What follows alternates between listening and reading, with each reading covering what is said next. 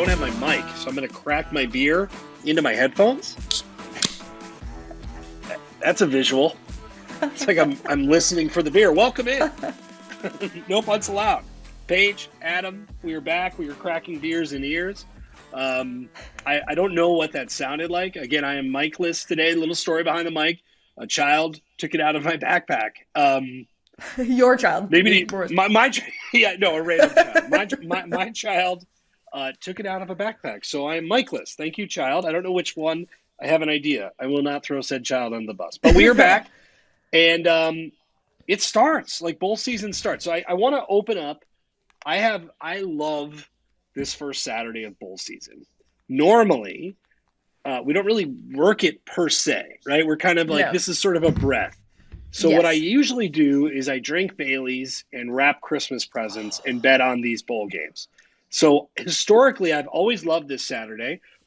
And I have to say, Paige, and I'm not just saying this because I'm a football degenerate, but I am.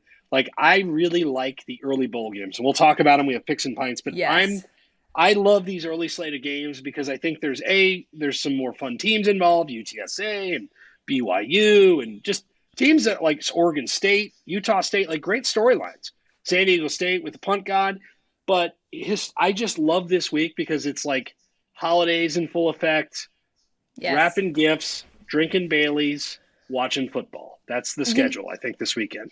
You know what's so interesting about this is, so my job is to plan content for college football season. And in the last 2 years, we haven't really had a normal bowl season, just because 2 years ago, the way that New Year's and the New Year's bowls happened, it was a little bit different.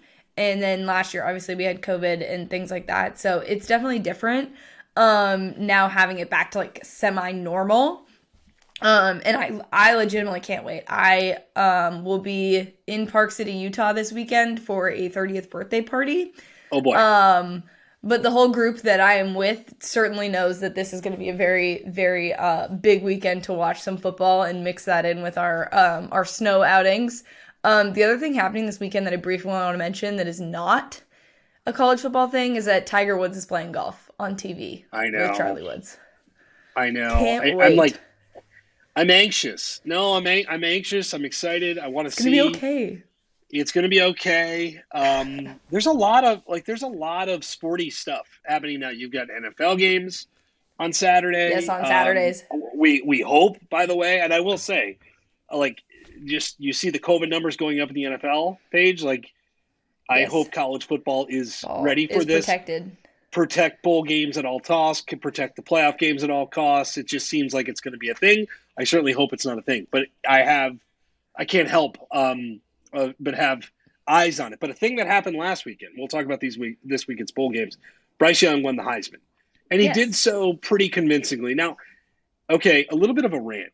I see people keep comparing this season and the voting output to Joe Burrow. That just seems lazy. Joe Burrow's season at LSU was nuts. Bryce Young was incredible and had a single game performance, frankly, in the regular against Georgia that maybe Joe Burrow didn't have. Joe Burrow was just constantly dominant. That Georgia performance was overwhelming. Bryce Young was incredible. I don't want to take anything away from Bryce Young. But I also don't think we have to compare it to another season, automatically. Oh, wow, it was dominant. Joe Burrow. No. Joe Burrow was just the most overwhelming season I have ever seen. And Bryce Young was wonderful and specifically spectacular in this one game. We don't have to find a comparison for everything we see. We could just appreciate things for what they are. Okay, I'm sorry, rant over. I'm glad that you said something about we don't have to use comparisons, because I literally hate pro player comparisons for everything. That's my number one pet peeve in sports. Of course we do it, but it's because people love it, but I can't stand it. But I will say the Joe Burrow thing too was Bryce Young came from modern day and is a 5-star recruit and was supposed to be in this position. Joe Burrow was not in that position, transferred, and also had literally one of the biggest rebounds in terms of a season that you could possibly have. And also it was because he was playing an offense he'd grown up playing and was able to, they basically built their offense, well, not around his abilities, but it catered to his abilities, and that's sort of what made him be successful. And like you said, it was a dominant season. It was. Now, I will say one thing. Like, people are ripping on Bryce Young for talking about what he's had to overcome. And they see the recruiting ranking and everything else. And, like, we did a story on this and Yes. talking to his dad, and, like, his height was a problem, like, pretty much his entire life up until, like, the last 3 months of his recruiting cycle. Yeah. And he was amazing. So I don't think, Bryce Young can only tell us what he feels, right? And so people are like, oh, yeah, 5-star prospect, like generational talent. Like, I'm cool with that, but it doesn't mean the dude's seen some shit. And I remember talking to his Yeah. dad, like trying to get him on the field, people wanting him to change positions. Like, the path was real. So I'm ranting all over the place about the Heisman. I'll say this. I was encouraged to see Hutchinson finish second. Bryce Young should have won. Will Anderson not being there pissed me off. He was incredible this year for Alabama. I don't have a ton of problems with any of it other than I want a defensive player to win, and maybe Will Anderson, like, I'm going to campaign for that next year aggressively. Yeah. Like, that should be the year. I thought it was a little unfair that Kenneth Walker was not there, just because I do think he It's fair. dominated for most of the year. It wasn't like just because his team wasn't fully successful doesn't mean that he wasn't one of the best players in college football all season. So I think that also is tough. It's a weird word because we use the phrase Heisman moment, and it's like it shouldn't be about a single moment. Like, yes, I understand Correct. that that's like gives them the edge, but like we put so much emphasis on like the end of the season in that moment instead of it being like all year long. So maybe one day it'll change. But I agree. I thought Bryce should have won. I think he, like you said, I don't think people need to be like hating on him for saying that he's had to overcome things. We all have to overcome things. I don't think they should compare it to Joe Burrow at all because it's very different. Ranting all over the place. Let's go. Yes, but and like I everyone knows I'm like the biggest Joe Burrow homer of all time. If Yes. that was a thing. So I didn't see that comparison, and I'm glad that I didn't because I would have definitely tweeted about it. By the way, last thing, the production is stale. The Heisman is stale. They need to really revamp how they market that award. Were The you not entire thing. uncomfortable with the three other Heisman guys like talking to them and like leaning in? I was like, what is happening? What's going on? I turned it off. I was very uncomfortable, and I just find it boring, and I knew it was going to happen. If there's no drama, and I say this as someone that loves the sport and covers the sport, like I could not watch. Like, and I love the people involved in that production. Like, they do great jobs, but just the Heisman in general needs to get with it. Like, all of it. Like, the voting, the way they can't talk about the voting. Like, it's just so stupid. Like, come on. Just embrace what it is and what it's not. Now, let's go embrace the idea of Spencer Rattler to South Carolina. Yes. Yes. You are our resident Spencer Rattler expert, I think. Yeah. I don't know. What were your thoughts on this? I was so excited for him because I think it's an excellent opportunity. I also think it's a great place, a great culture, and he brought a fellow teammate with him. Like, I just think it was a very cool decision, and I'm glad he made it now. Because I also, like, we'll talk more about transfer portal stuff, but I do think it's, like, excellent that he did this so that other kids can make their decision about where they want to go and all of the things. I don't think he'll get an exemption and be able to do it, but you never know these days. But I think it's great. I think it's a great move. I think, in terms of draft stock, I really didn't think he was going to transfer. I think if Lincoln stayed there, I really did not think he was going to transfer just based on like how people view transfers these days. And the like selfish nature that people tend to discuss when talking about it, even though coaches leave all the time. But I digress. But I would say that like I think he's in a great situation. I think it's only going to benefit him. And I think it's funny that Lincoln Riley was afraid of the SEC, but Spencer Rattler is not. Shout out Shane Beamer, by the way. Jesus. I mean, like, clearly there's a relationship and there's a comfort here, which I think is great. Like, given how turbulent this year was, I think going to a place where they're going to love you for being there. They ain't going to boo you. Yes. They ain't going to ask for your backup. Like, This is one of the most important players South Carolina has ever gotten. Like, truly. Other than, like, Jadeveon Clowney, right? Like, this is a list of people, and he brings in a really comfortable, like, really good weapon. And I just think it's cool. I think it's – and you mentioned it, too. We'll talk about it. Like, there is a logjam of quarterbacks here that are going to probably – not all of it's going to work out. Actually, the way the transfer – no, I'm going to rant about this later. the way it's going, it feels NFL drafty. He made his decision early. Were you surprised at all he didn't? Arizona was not involved. Arizona schools, I should say. No, because I knew Arizona State's quarterback was coming back, and I knew he wasn't going to go to University of Arizona. So I knew if he was going to an Arizona school, it would have been ASU.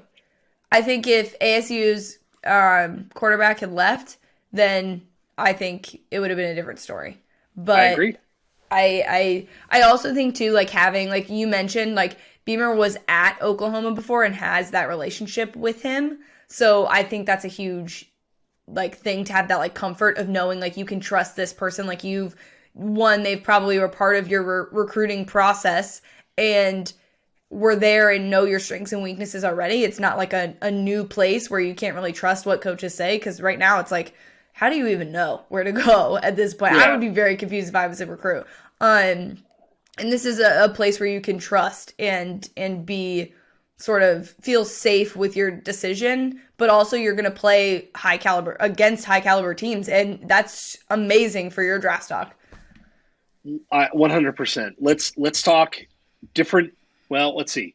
Rival team, same position, superstar mullet man quarterback Quinn Ewers. Texas. Oh my God, Texas is back. The recruiting class is good. I'm sorry. I'm sorry. I can't even say it with a straight face. But we have shit on Steve Sarkisian for a couple of months. He lands what people believe is a superstar quarterback. I don't have the class rankings in front of me. I'm so tired of recruiting. We'll talk about that in a minute. But Texas is doing a good job. But they land the blonde mullet man. And we don't know how good he's going to be, but we do know he was, the number one player in the class, was at Ohio State. CJ Stroud is there. He said, thanks for the NIL money, but I'm out of here. And now to Texas. Paige, I think this is a huge deal because symbolically, maybe more so than the talent, but symbolically, Steve Sarkisian needed a win. Like, he needed a win. And now all of a sudden you look at their offensive line class, which has come together. Like, this is massive for him at a time where he absolutely desperately needed it. Yeah. No, I think it's a great move. I think it's hilarious that this is like definitely a business decision, because part of why he left school early and was at Ohio State was because like he couldn't make NIL money in Texas based on like all of the stuff going on in the legislation, and now he's back. So I mean, and we'll talk about this a little bit, but it's kind of entertaining to see how like those sort of decisions have changed. But this also wasn't like a huge surprise. Like, I think when everyone saw Spencer, everyone was like, oh, okay. And also I didn't think that Spencer was going to make his decision this quickly. But it was interesting to see that Quinn, I mean, everyone was like, oh, we figured this was sort of happening. Once he said that he was leaving, it was sort of like, okay, he's going to go back home. He was committed there before. Yes. Yeah, it is a big deal, but I mean, like you said, Texas recruiting class is like number 6 in the country right now. I suppose I should pull this up if we're going to talk about recruiting.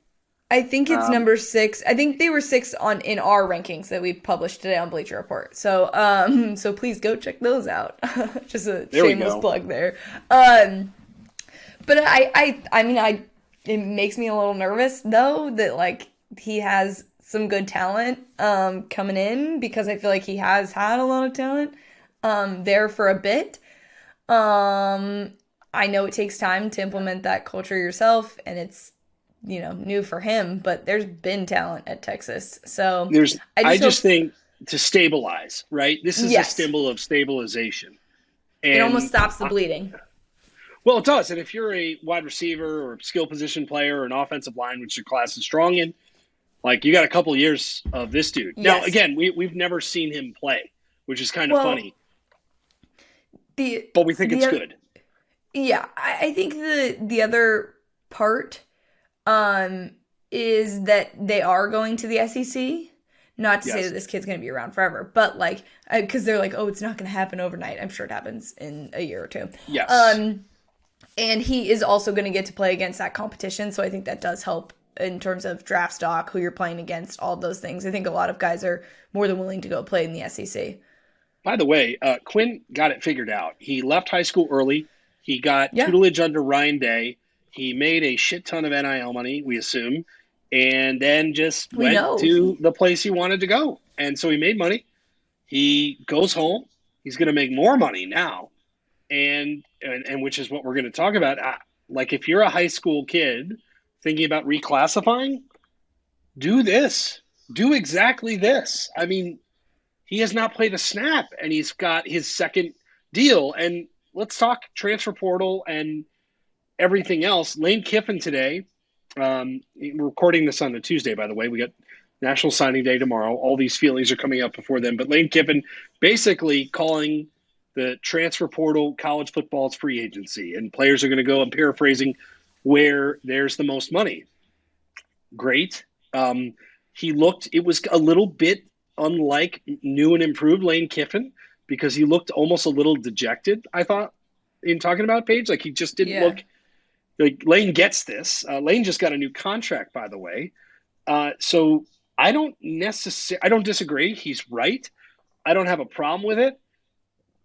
This is shit's been going on anyways. Like go where they're going to pay you the most. Well, buddy, I got news for you.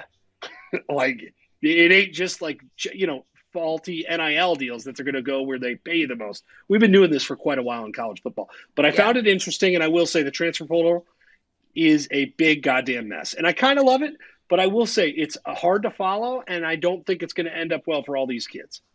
No, and I'm nervous even for the recruiting classes too, because you have guys that are sitting in the transfer portal right now, and tomorrow is early national signing period, and there's 5-star recruits that are gonna sign to go to these places, and then they could have a guy transfer and end up with an exemption and play ahead of them, and they didn't even know. So like there are a lot of factors that go into all of this, and it's just I understand needing to go other places to do what's best for you. I totally think that kids should be able to go and do that. But I think like being able to put your name in the portal and then take it out and see what's happening. Like, I mean, there's even a mess with Washington right now. I think literally like maybe, did you see it? Like probably like 2 minutes before we started recording this. Yes. That Penix Michael Penix Jr. is going to Washington. And which would be good for them, by the way. Yes. But the quarterback that came from Fresno State is no longer committed to Washington now. Yes, he's going back. See, to Fresno State, which is it's wild west shit. Like I wrote this week. It makes betting difficult. Hayner, that's his last name. Yes, it makes our jobs difficult. And I think if you're just kind of an everyday fan, you're going to look up next year and it's going to be like, wait a second. Bo Nix is on Nebraska, and I'm saying that because I fucking want it to happen, Paige. I'm surprised you didn't put it in the rundown to talk about Bo Nix. I know we need to talk about Bo Nix. We're doing it right now. Improv. I put that out on Twitter, and it was like, I mean, that thing went nuts, in terms of just general, like, everything. Bo Nix to Nebraska would be amazing. Bo Nix, Scott Frost, Mark Whipple equals ? Like, I want it to be great. I really, really want it to be great. But I'm fascinated to see. So, but you've got Bo Nix, you've got Slovis, you've got, obviously, Rattler being gone. You've got huge – like, Slovis is like a Kenny Pickett. I see him, and I think if he ends up in a good situation, that's Kenny Pickett. Like, that could be a Kenny Pickett-type season. But it's not going to work out for everybody. Like, that's the transfer portal. It's not going to work out. It will work out for some. Like, Bo Nix will find a home. Slovis will find a home. Well, not question, more just commentary. I feel like Bo Nix is your new Jim Harbaugh because you were all team Harbaugh. I totally like, it's going to work out. And now you're like, Bo Nix all year long. I personally don't see it, but. No, I am team Bo Nix. Okay. I just like watching him run around like a chicken with his head cut off. It is great entertainment. I want nothing more. But like, you know what else would be great, Bo Nix? Ole Miss. Ole Miss and Bo Nix. That is little Lane Kiffin, Bo Nix action. Oh, so I think look, I am all for team players, get paid, get money, do what you will. But there's going to be a cause and effect with all of this. And I don't know what it is. I love the freedom that the players have. But there's going to be some fallout of this. And it's going to be players going to places where promises aren't kept. It's like recruiting promises and recruiting thing 2.0. And with NIL, it's going to get messy. I don't know how. Like, we'll find out. but there's a lot of deals being done right now based off the financial component, maybe more so than fit. And great, get money, but it's going to be weirder than normal. I think, but we knew this going into NIL that like it's going to take a few years for this to level itself out. Yes. Like it's going to take like a lot, and that's unfortunate for the kids that are going through it right now, but it's going to take, a couple years for kids to figure out, okay, yeah, I'm making money, but I'm not playing and I'm not developing as a player. I'd probably want to end up in the NFL if this is the case. But, and fine, I made the money while I could, but like, where's the checks and balances? And we've talked about this, like, how much is that a distraction for kids? Now they're so focused on making money that like, I understand that they're adults and they're capable of doing it, but it's going to take a little bit for these kids. It's more so like, I will say this, recruiting in general, there's a lot of distractions. There's a lot of very like shiny objects before NIL. There's tons of things like that. That's like, hey, come here because of this.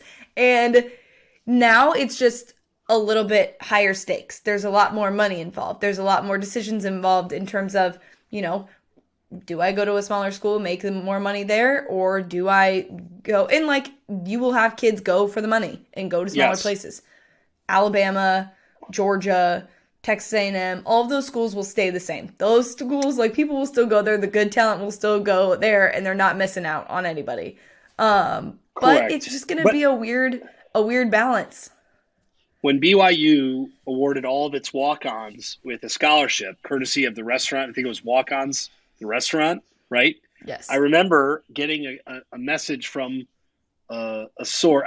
I'm not source guy, but someone very familiar with a major program saying this is fitting that BYU is blowing up the entire scholarship model in college football. Like, major schools, this is a major school, took notice and said, holy shit, let's see what we can do now, right? Like that. And so what I think you're going to have, and there's reports that like people have violated, like I think even BYU, they're looking into like, hey, is that legal? The dust will clear. There's so many violations there. I mean, this is going to be, because they're going to start to make rules around this. They're going to start to be more things that are implemented to keep this from sort of getting out of hand and, being sort of what we already knew, where there was like money bags, whether they were McDonald's bags or duffel bags, like there's going to be bags of money, and they're just trying to keep up because it's just moving so quickly. And also the transferring is moving so quickly. The transfer portal has like sort of, when it first started, I remember everyone was like obsessed with it. Now I'm almost like, oh my gosh, this is so overwhelming. If I had access to it and was like looking through that as a recruiter, I feel like you would just be like, where do I start? And also like, not to just put this all on the coaches and making promises. Like, there are also kids that are looking to see where the best deal is and are making promises, and you have to fill out a roster and make sure you don't have too many people or too little people. Like, there's a lot that goes into this. So let's transition to National Signing Day. But first, we need to talk about Brian Kelly's fucking dancing. Okay. Okay. Serious dad vibes from Brian Kelly in that recruiting video. Like, he got ripped on because he's dancing to, what was the song? I'm not very country oriented. I don't even know. I couldn't even tell you. I was so distracted by how bad it was. Okay. So I kind of love that he's just there with this goofy smile, like dadding his ass off.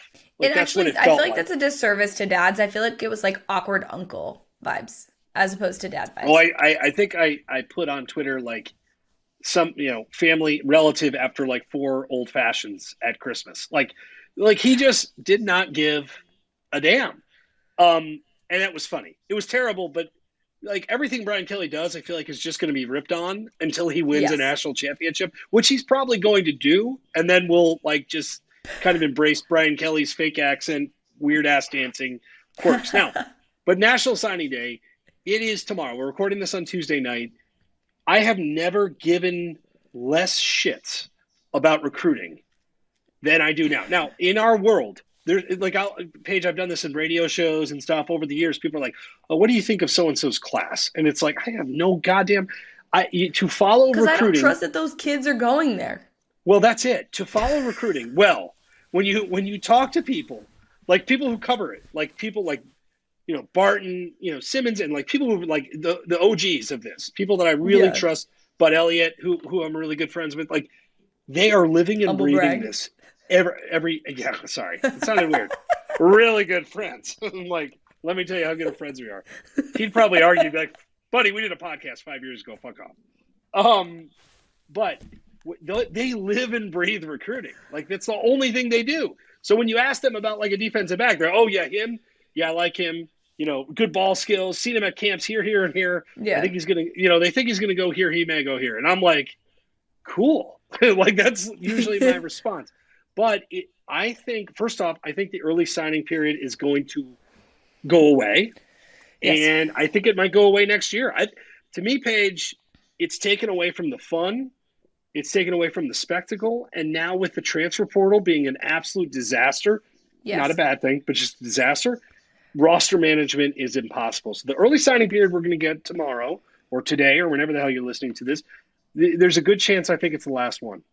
Yeah. I mean, I agree with you. I think one, it became so when it first started, it was like, oh, okay, this is like kind of a big deal. And then it became like, oh, most kids are going to commit during the Yes. December one because they want to, either early enroll, want to get their name in there, everything like that. It's like all of those things. And like to your point, like the transfer portal, basically what happens is when the regular season ends for college football is when transfer portal chaos happens, and there's just not enough time between that happening and when these kids need to make their decision for it to work out. Like I understand the nature of why it started, but I think now that the college football landscape has completely shifted, like they have to make some sort of adjustment. This is like beyond too much.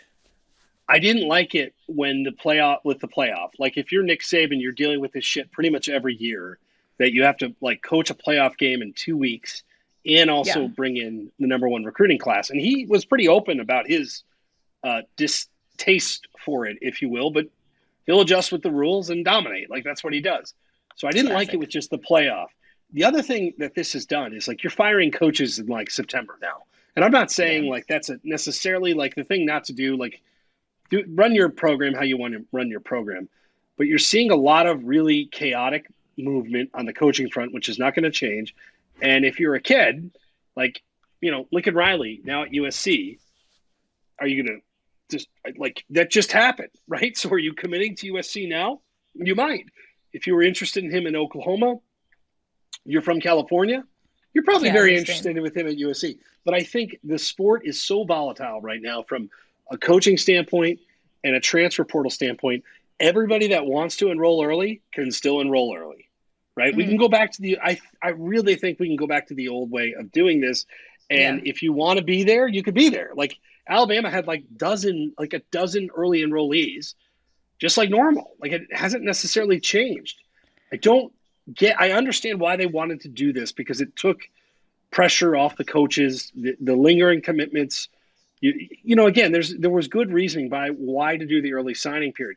Either you have to move it way up, which I wouldn't do because of all the volatility, or I'd go back to February or maybe late January.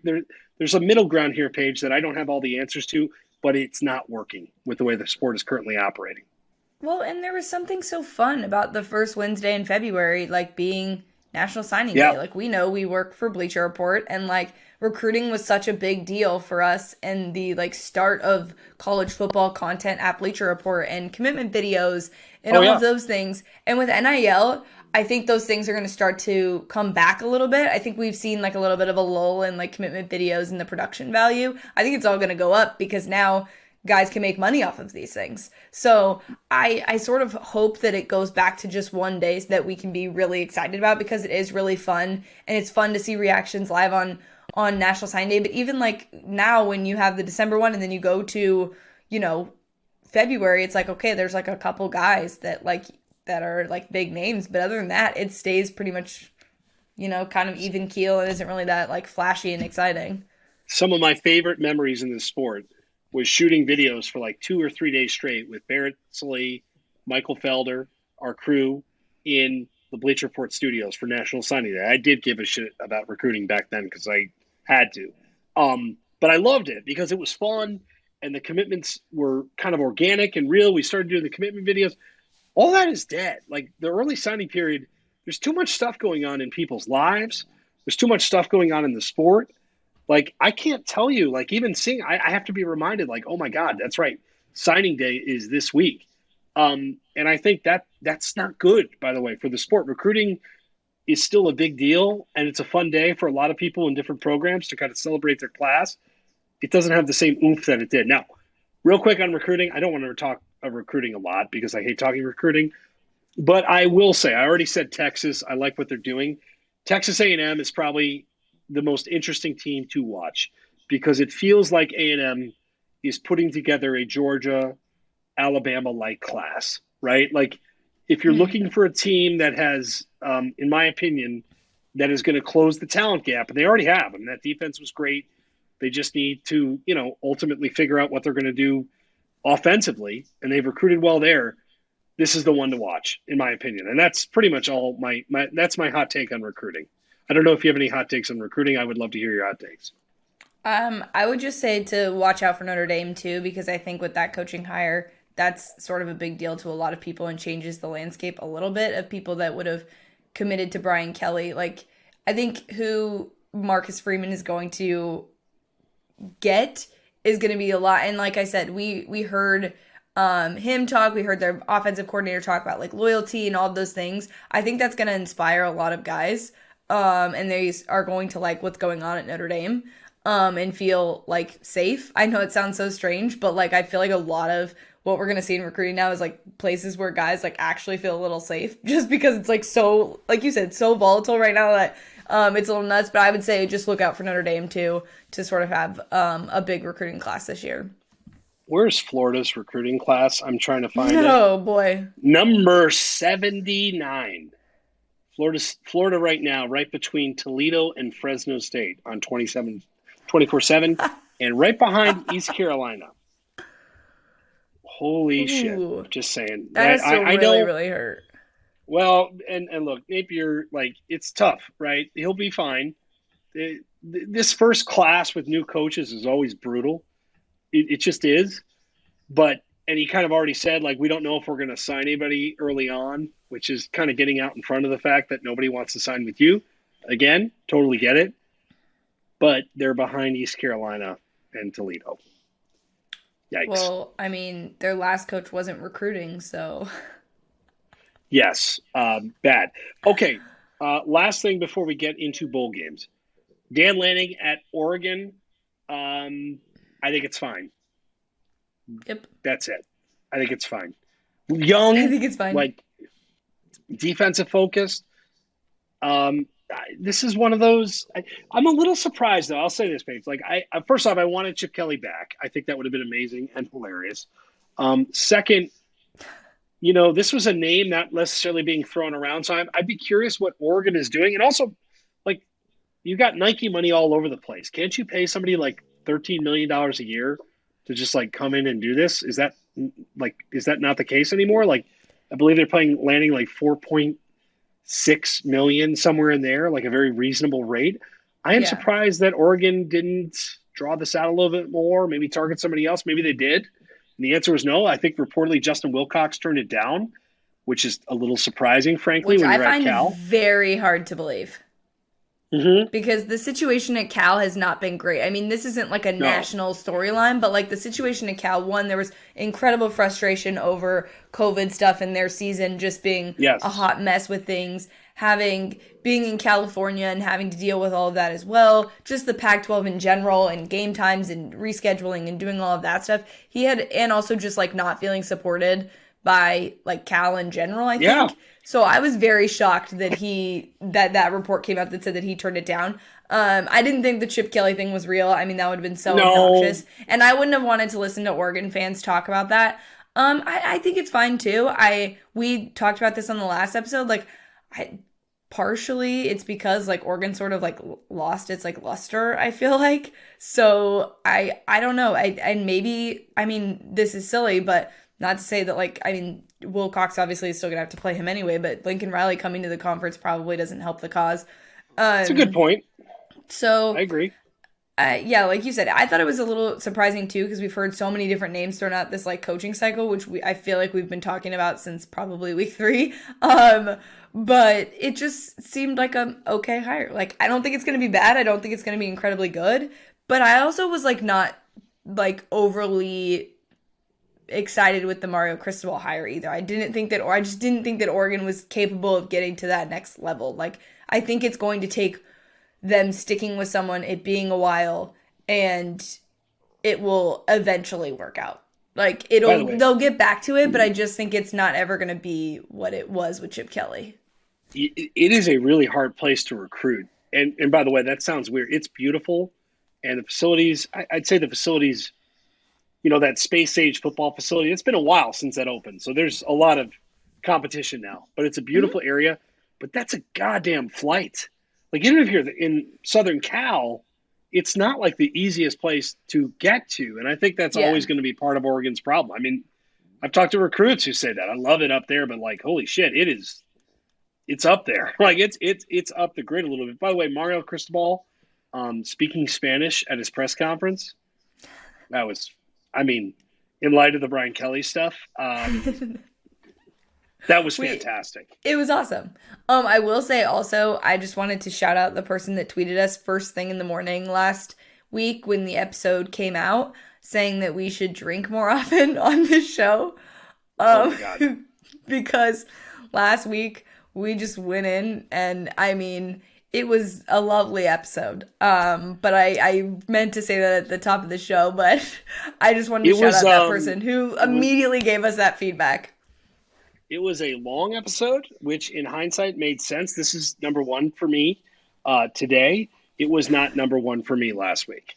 No, it was not number 1 for me either. It was hilarious. Well, it also was a nature of us. The best part was that we started the episode and we were like, there's not really that much to talk about this week.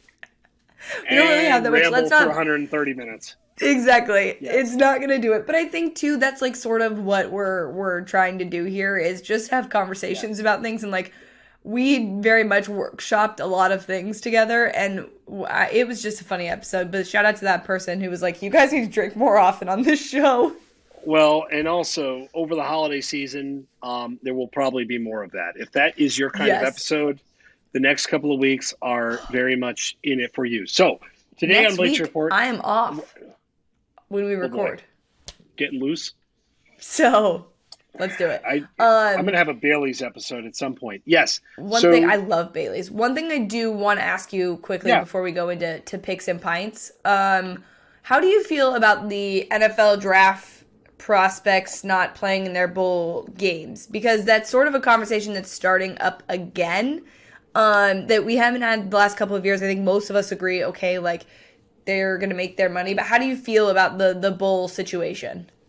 I'm fine with it. Like, do what you've done it, get money. Whatever your advice is, whatever you can get from agents.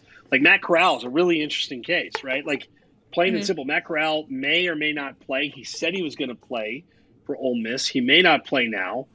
I'm curious to see what he does. But, Christian McCaffrey and Leonard Fournette were like the pioneers of this, right? Or at least in my mind, they were. How mad people were. And it's worked out okay. Like, it's worked out fine. By the way, Leonard Fournette is incredible now all of a sudden with the Bucs. Christian McCaffrey's always hurt. I think everybody, but he's got his money too. I think it just depends. But if that's what you think is best, like Kenny Pickett, right? I don't believe I've seen news. We've seen the line move for Michigan State, Pitt towards Michigan State, as if somebody knows that Kenny Pickett is out, and obviously that's going to move the line a ton. Good, good for him if he thinks that's right and he wants to save it for the Senior Bowl or whatever. I hope people are getting good advice. Someone did mention to me in a meeting, actually, that Kenny Pickett did commit to doing the Senior Bowl. The other part of that is they can commit to going to the Senior Bowl and, like, practicing and doing the reps and being there and not actually playing in the bowl game. So that's something that other people, I would hope, know, that, like, he's I don't see him not playing in his bowl game than playing in the actual Senior Bowl game. I mean, he could, because it's more of a draft thing, and it's like, it's less, I don't know what the word is. I think it's less dangerous. It's not that it's, like, soft, but it's definitely less dangerous. But, like, there are tons of players that go and do that process in Mobile, and decide not to actually play in the game on Saturday. But Corral is a really interesting one too. Like as a talking off point, they're playing Baylor, which is one of the best defenses in college football. And if he goes nuts against Dave Aranda, like that could be more impactful than any workout or any combine. Like, Yeah. I think that's a legit showcase. So now there's an injury risk, and if he feels it's too much, then don't play. Like the injury, like I think Jalen Smith's injury against Ohio State changed the conversation entirely. Yeah. I really do. So if that is too much for them, then it really is an individual decision. But getting mad is so freaking dumb. Just let them do what they do. It's not quitting on your team. It's not quitting on the program. It's not quitting on a coach. Like you've got kids that are like this close to wealth, like massive wealth, like life-altering, family-altering wealth. I just hope the advice they're getting is fair and legitimate to their needs, right? That's my whole thing when it comes to this. Yeah, it's definitely strange. I mean, I have no problem with guys sitting out if they feel like they need to. I mean, clearly it changes, and that's what we've talked about. It changes the, like, nature of gambling on this stuff. It makes it exciting and fun, and I get it. But, yeah, getting mad online about people sitting out and making these decisions really is just... Losers. I just don't even... I can't stand people that are like, the loyalty and the whatever. I'm like, you realize this is a game. Like, also remind me that I said this. At some point in the next, I don't know, 6 months when Arizona basketball is losing and somebody says it's just a game to me, I'm going to lose. They're going to lose their head. How dare you? Yeah. How dare you say that? It's not just a game. It means more to me. But still, I go in waves with it's just a game. Sometimes I'm in on it. Sometimes I'm out on it. But right now, currently, I'm like, it's just a game. It's a bowl game. It should be an exhibition game. It doesn't even count towards anything unless you're playing in the playoff. Like, let it go. I guess, like, for some purposes, people will argue they'll like group of five, power five things, but whatever. We're all right. All right, so I have to ask, your favorite, like, before we get into this week's bowls, I wrote about it this week, favorite non-playoff bowl game. To me, it's the Rose Bowl. I put in my my story. It's one of the best HD experience. I sound like an old, but it's one of the best HD experiences to date. Right, the Masters and the Rose Bowl, the visuals are always spectacular. And Ohio State, Utah, and we'll see who plays for Ohio State, by the way. I just think that's a real, like, from a motivation standpoint for Ohio State. And Utah, like, wants to punch somebody in the face. They did it to Oregon twice, and this is a similar style that Ohio State faced against Michigan, and they said uncle. So I'm curious to see if Utah can do it again. And I can tell you right now, I really like Utah in this game because I know they're going to be ready for it. So before we get into the other bowls, and we'll break these down, by the way, every week. Whatever's on the docket, we will be picking from, and we'll start as the bowls ramp up. We'll start breaking them down game by game if we know who the hell is playing. But is there a bowl game that you really are excited about? So I will say two things here. The first is that it depends on what you mean excited about. So last year, there was this bowl called the Duke's Mayo Bowl, okay? And we all sat in anticipation, waiting for Mayo to be thrown on the winning coach, which, if you watch bowls, you know, there's always the bath for the potato bowl. It's the potatoes, like the fries or whatever. And every time there's like the Cheez-It Bowl, all of those things. We waited and it was literally like white water. And this year, when they made the announcement about the game, they said that there will, like, whoever pours mayo on their coach will get something. I forget what it was that he, like, offered up or whatever. It's like, I think it's like 10,000. It's like a mayo bounty. I put mayo bounty and the Twitter feed responded to me. I don't know if they like the word bounty. That's hilarious. I don't think they like the word bounty. No. All right. Well, we're a little sensitive these days. Yeah, whatever. But that I'm most looking forward to in terms of, like, the theatrics and craziness of bullness is just, like, the Duke Mayo's Bowl. Like, I cannot wait. Like, I will be watching on pins and needles to see, like, somebody just get tossed with mayo. Like, I cannot wait. By the way, if you're a coach in this game, if I'm coaching in this game, throw mayo on me. For $10,000, I'm going to go viral. I'm going to have fun. I hate mayo, by the way. But I was just going to ask, do you like mayo? I love mayo. Oh, no. Like, it would be grotesque. Surprised. But you know what? $10,000 for charity, like, I'll do a lot of weird shit. Okay, throw some mayo on me, and like, Yes, take Adam that would how do a you lot will. of weirder shit for less money. For charity. For charity, to be clear. 10 grand for charity. I will do a lot of weird shit, including getting a tub of mayo on my head. Let me answer the question, and then I just thought of something else. So you just opened a can of worms, Oh, or a can of Jesus. mayo, a jar of mayo, I should say. I'm actually looking forward to the Cheez-It Bowl, because it's the the bowl of the underachievers.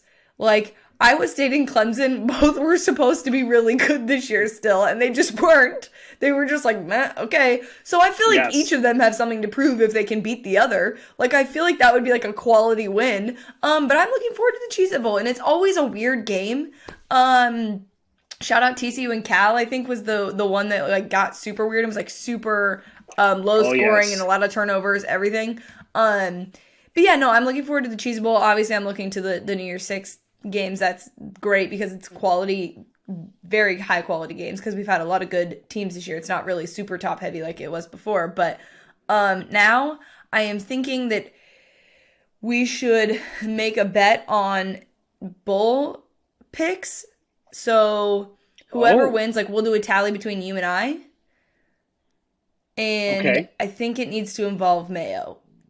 No. Um, okay. I don't want to eat No, it, but I you will don't have to eat pour it it. on my. I'll pour it on my head. You will pour mayonnaise on your head. Would you pour mayonnaise on your head? Uh, Honestly, for this podcast, probably yes. See, content. All right. I So would probably do it. We could, yeah, we could somehow figure out a way for it to be like people to give donations for us to give to yes, charity at some point. I We'll I'm we'll in. workshop this idea. If you have ideas, please send us a DM or tweet us and tell us. But it will Oh be God, someone pouring mayo on their head. Jesus Christ, that sounds awful. I said I would do it for 10 grand, but like the logistics Do of it for like the the like. pod. That's what this Oh, is about. I'll do it. I'll do it for the pod, but it's just we gotta work through the I'm logistics of gonna it. All be right. taking my locks way more not that I don't take them Okay. seriously, but now it's No, a no, little no. bit But higher I was risk. gonna say this. I was gonna say the same thing. So let's get to it. We got picks and pints. So we got 5 games. What are We you have drinking? some. Oh, I'm sorry. That's Are true. you I what are you, finished a it like rookie? Is this your I first finished it like episode? 20 minutes ago, and I think this may be a repeat, but it is a Noon Whistle Hot Prism Blue Pale Ale. This was what was in the fridge. I said I have some delights coming. I think it's going to be a Bailey's week next week. I think it's. I mean, I probably could polish off a bottle of Bailey's, and that would. I mean, good for content, bad for Hey, content. Who could tell? we can do Again, Baileys. I love people Baileys, like so it. let's do Baileys. Yes. So yes. So picks and pints. Sorry, I finished it like 20 minutes ago, so it's been sitting on my desk. Now, I think we have some similar shit this week, Yes, we do.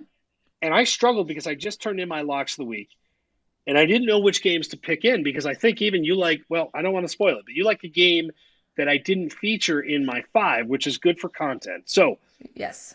we both have takes in this game. I need to make sure I get the bowl games right, even though I hate reading them. But App The State, names. yes, it's like the who gives a shit Frisco Bowl. Hold on, sponsors, I'm here for you.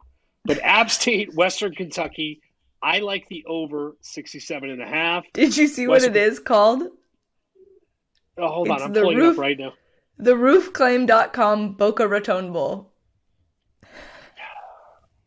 Shout out to you, roofclaim.com. Sponsor the pod.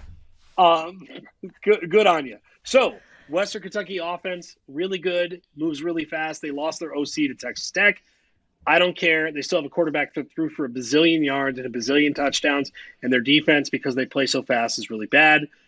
I think it's going to be a really fun game, actually. I think it's Yes. going to be a really fun game. Give me the over here. What do you like in this game?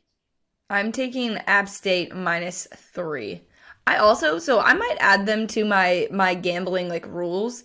Like I never bet against them. Like if I don't want to bet them, I will pick that game. They're tough. Like, they're very, very tough. Like, Yeah. and by the way, App State, I lean in this game as well. All right, the Radiance Technologies Independence Bowl. I like it. It's what it is. UAB versus BYU. I love BYU. and I think you do too, right? Let's just Yes. I -7. I I'm okay. Now BYU is going to lose, or it will be a close game. I wish BYU was playing a legitimate Power Five team. I Me love too. UAB. Bill Clark's my guy. Awesome story, consistent, everything else. I I mean, like BYU beat the entire Pac-12 this year. I would have loved to see them get a crack at like a bigger opponent. That was just like so uncalled for. I know, but I'm sorry. Yeah, So you look stunned. I thought unnecessary. either my video went out or you were really mad. It was one of the I wasn't others. really mad. I just don't. What bothers me is that BYU fans were claiming they were Pac-12 champs, and I was like, "Look, you're not here. You don't get to be here, buddy. Stay out. Get out. Bye." Fair enough. You're on BYU as well. Sorry, I didn't mean Yes, to set off I'm picking them, but now I'm regretting it. I'm just kidding. because of the comment. Yes, that's I'm fair. just kidding. Um, All right. so What do we got we're on the next? same game here. Hold on, I got to read the sponsored bowl game. San Diego State, who lost by about 1,000,000 points, versus UTSA. Now this game is a great deal of fun. Jesus, some of these bowl names are Why absolutely can't I terrible. find that one? Hold on, there it is, the Tropical Smoothie Cafe Frisco Bowl. We need a sponsor bowl game. The no punts allowed. Like, And you're yeah, literally not allowed to punt. I mean, I know that makes it sad for you because you love punting, and Iowa could never be in that yes. game. But No, we should pick no, why it was allowed. what we should do is the teams that punted the least get the opportunity to play in this bowl game, whether they have 6 wins or not. You just get to play. All right, I kind of love that, and it's going to be actually really good teams, I would imagine. Not Iowa, Yes. but San Diego State was horrendous in the championship game against Utah State. Offense, defense, all of it. I've been betting against UTSA a lot, not on purpose. It just feels that way. I just think San Diego State is better. Slim down Brady Hoke is looking great. I think punt God, all of it, it comes back together, and you're on the same page here. Yep, we got the same picks. Here we are. It's hard because too, you like I don't want to go against like what I actually believe just to make these different. So that's, to be fair, it just means that we're very Yeah. confident in these picks, which means they're going to Which be is shit. which is rare. We have not had it. Normally, I feel like we're going up like head to head. We have another one here with Marshall versus Louisiana in the Who Gives a Shit.com Bowl. Now let's see, what is it? Hold on. Jesus, the names are so long that you can't Did you even. find it? No, Jimmy Kimmel has a bowl. Yeah. Hey, that's mine. What? It's the That's R okay. and L R&L Carriers Okay, iconic. New Orleans Classic bowl. Yeah, classic bowl sponsor. Yes, Louisiana is basically at home. Don't care. I like Marshall +5. Same. Marshall is good. Marshall is good. They lost 3 games early. We stopped caring about Marshall. I still think I thought it would be an issue against App State, Louisiana in the championship game, and they still won. A little on tilt about it. By the way, I talked about it, I think, last week. I can't remember. But my picks in conference championship week, I'm still hearing from people on Twitter about how terrible they are. I mean, they were so bad. So this week to me is kind of important. Like, I did not win a bet I was like 0 for 8. Yeah, and people are still telling me, like, nice picks, asshole. Like, fair enough. Like, you're not wrong, buddy. But I need a winning week to get these people off my back. All right, last one. We have 2 different bowl games. And your pick, I had in locks, which was Oregon State over Utah State. Hold on. In the Jimmy Kimmel LA Bowl. That is the one that you have. That's so fun. I like Oregon State is good, right? I mean, it's as simple as that. They're fun. They're good. They're all right. But I mean, I feel like I'm going to regret this. I feel like this is maybe a homer pick. And I always say that I stay away from like Pac-12 games like this. And I know it's Utah State and they looked pretty good. So I don't know. But I'm thinking that Oregon State's going to have the upper hand here. And I am going to lock in the famous Idaho Potato Bowl. And I'll talk about that in a sec. Kent State +3 versus Wyoming. Kent State offensively is a much better team than Wyoming. I bet on Wyoming like 4 times this year. Every time I watched them, it was just painful. Kent State can score. They're bad in the Mac-12. In the MAC championship game. Almost going to do a Libertyville. And let's talk real quick. Famous Idaho Potato Bowl mascot. You ever seen this guy? Yes. The giant potato with gloves? Yes. Like, kind of terrifying, right? I mean, there are a lot of very terrifying things in terms of mascots, and that one is particularly interesting. What's funny is about this bowl is my mom's like, has there always been a potato bowl? I'm like, Mom, it's like one of the more, it's literally the famous Idaho Potato Bowl. It's famous. I'm laughing to myself because I remember a couple years ago, the weather was shitty and it's raining, and there was someone holding an umbrella over the giant potato so he wouldn't get wet. And I'm just thinking, that person hates their life. Please come on the podcast and tell us about that experience. Like, that is, in the history of college football, maybe the worst. Did they have like a rain jacket on and just like an umbrella themselves? Or No, were they just holding it? He should be shirtless, just standing there over a giant potato. No, it just looked awful. But I remember that. Just keeping the potato dry is a big job. So to that person, we appreciate you. I mean, I'm really excited about the No Punts Allowed bowl that's happening. Pod? Oh, the pod and the bowl. Now we need a little bit of sponsors. Help us out to get, actually, a town near me sponsored a bowl game last year, which was completely random. A Chicago suburb sponsored bowl. If they can do it. If you want to sponsor this podcast and a bowl in the future, because we will absolutely look to see who has punted the least. And we're going to get Alabama. I'm so excited. Do we want to do that real quick? I feel like I'm obligated now. Hold on. To look? Hold on. Oh, boy. There's a lot of pressure. Punts allowed. Punting. Okay. Coming at you. The leader in punts this year. Iowa's in the top 5. New Mexico, Connecticut, San Diego State, Iowa, which is amazing. But our 2 teams, one of them is very fittingly yours, Oregon State and Ohio State. Wait, that would be so fun. Actually, Western Kentucky is tied with Oregon State. So Western Kentucky, Oregon State will do a play-in game versus Ohio State. That would be fun. So I'm in for that. I love this. The No Punts Allowed Bowl. Who says no? And you actually can't punt. You literally can't punt. It's against the rules. And our grand marshal will be the high school coach that never punts. Yes. In fact, let him just call plays for both teams. Who cares? I mean, there are no rules. All right. We've got more bowls coming next week. We've got probably some holiday. I think we should do some specific content. I don't know what it is. Bailey's. It's going to be a Bailey's pod. Yes, that could get ugly. Sponsored by Bailey's. I'll call them. Good luck in Park City. That is what is the expected hangover level going to be on, what is it, Sunday? Are we looking at a situation? Well, yes, but good news is there's brunch planned for Sunday, so it'll just like roll into the flight / come home and go to sleep. The thing that I'm most worried about is first of all, I just looked it up on my phone and it says winter storm warning. It is going to be, let's see, it's going to snow tomorrow or Thursday. The lows are 10 degrees, 12 degrees, and 7 degrees. The high when I'm there is 30. So, I mean, if you are listening to this podcast, you know I'm from California, lived in Arizona. So, it's going to be interesting, to say the least, but hangover-wise, probably going to be pretty intense. It's not a huge group, but it's a big enough group that it's going to cause some damage, I think.